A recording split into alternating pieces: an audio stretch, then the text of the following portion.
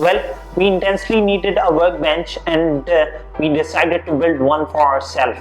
And that's not the one that is sitting behind me, but the one that is sitting right next to me. The aim is to build a sturdy workbench with quite a bit of storage so that we can easily store our equipment. And the bench has to have a lot of texture to it so that we can shoot our project videos over that bench too. This project challenged our woodworking skills, and at the end the results were totally outstanding and it all worth that. So without any further ado, let's start building this thing. We have got a bunch of old hardwood board that is going to form the tabletop and the drawer fronts as well. Not only they were dirt cheap, but we have got a ton of texture that has given a breathtaking look to the tabletop. First off, we sorted all the boards and started chopping them on our miter saw. Now the plan here is to chop all those boards into small blocks so that we can have a perfectly flat board at the end.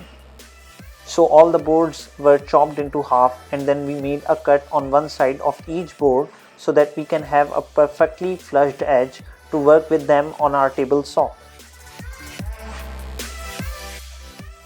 Since we don't have a table saw, so we managed to build one by using our circular saw to get this job done.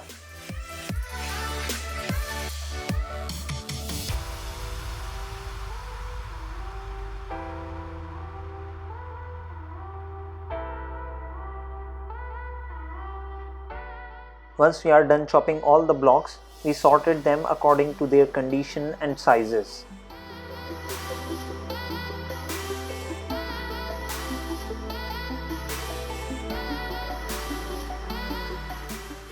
Now before we glue all the blocks together, we prepared the gluing surface by applying cling film on the floor using some tape.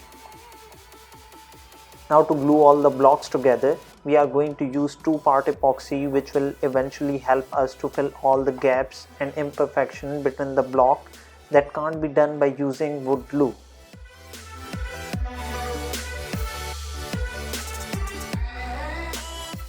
Since our planner can handle only 8-inch wide boards, so we glued the boards in 2 halves. Once the board cured, both the surfaces were planed using a surface planner. Later, both the boards were glued together to achieve the required width for the tabletop, that is nearly 16 inches.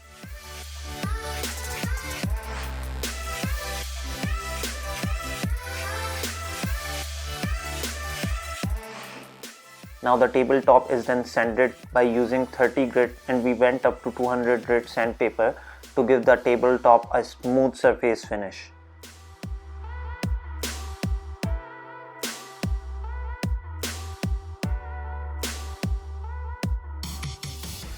Now both the ends of the boards were cut down using a circular saw.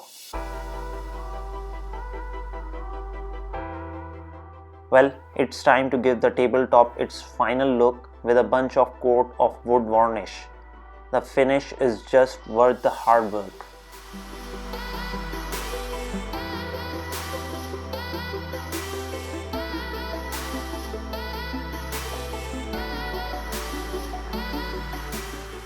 Now for the frame, we are going to use 20 mm square metal tubing.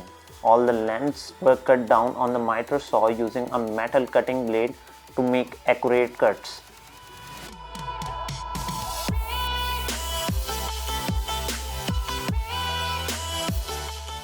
All the pieces were then welded.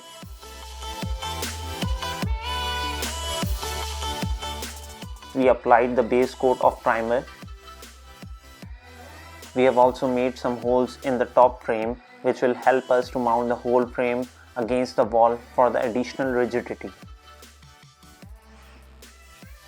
It's time to paint all the parts in matte black using spray paints.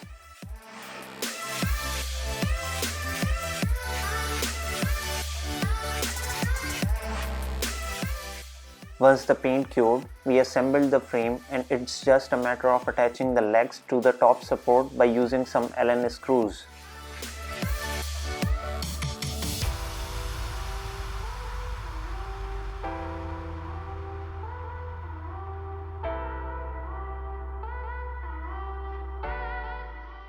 Later, All the drawer rails were installed using rivet gun and the frame is mounted against the wall.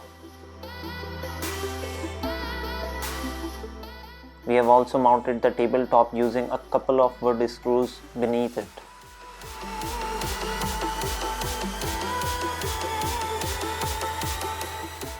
The drawers are made using half-inch thick plywood sheet.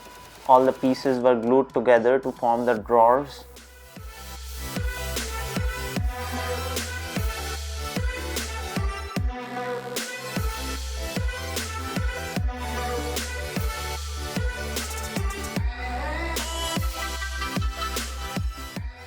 Once the glue cured, we mounted them in place too. Now the drawer fronts were made using the remaining wood blocks, but this time we have made them using a much thinner board to maintain a sleek look. Those drawer fronts were then attached to each drawer and the handle is mounted in place.